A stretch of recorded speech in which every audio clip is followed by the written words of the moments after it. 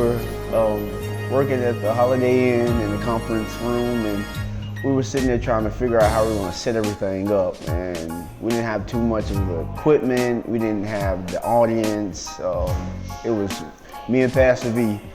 And I remember getting up real early in the morning and just setting everything up. We were already sleepy, but I told him, I said, if everything goes well by just letting God lead, this is gonna just take off. And what God does, he tests you. So what he tests was getting up in the morning and doing something that consists of no money, no check, nothing. Just pure godly work.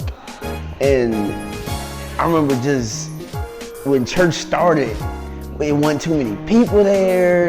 This happened for months, and it kind of looked like it was failing. But that's how everything looks at the beginning. But then God says, what are you gonna do? Are you gonna step in the flesh and get emotional and quit, or are you gonna stay faithful and keep pursuing what I want you to do? What drew me to the ministry is the feeling of family. We're a small family, but they know when you're not here, they're gonna make sure they contact you to let you know that you're missed and that you are loved. They have a sense to know when someone is down, when they're hurting, and you know that you have someone just to talk to and keep you uplifted in the Word of God. I look forward to coming here. When I was younger, I grew up in a church. I grew up in a Baptist church, and sometimes I was okay with coming, sometimes I wasn't okay with coming. And when I got to the age where I didn't have to come anymore, I didn't.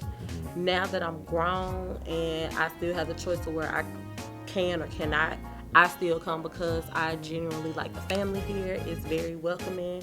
I like the message, so I can't be more than just happy than what I am to be here.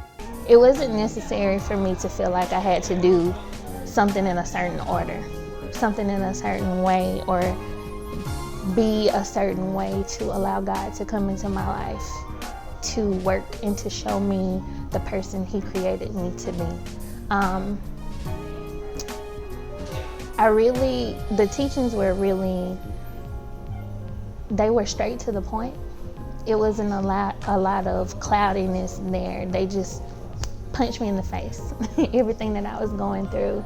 And my perspective just changed on the way that I viewed my spiritual walk. It let me know that it was okay to be who I was because God was meeting me exactly where I was at that time in my life. But I began to understand I had such great purpose. And the only way that I was going to fulfill that was to get out of my own way. I had to allow my mind to be renewed. When you came through the door, you sing "Welcome Home."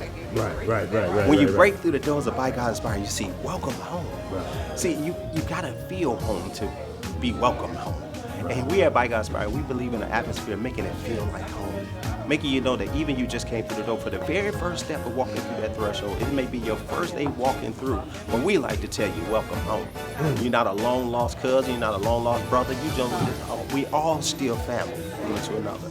And that's what we do is we don't make walls to make you feel like you're not welcome, make you not feel like you're a part of or accepted. We want you to feel as soon as you walk through the threshold, this is the DNA, this has been Apostle DNA, to let people know is regardless of where you come from, regardless of where you're going, regardless of what you have learned and didn't learn, we here want to let you know this is about God, and God, by God inspired.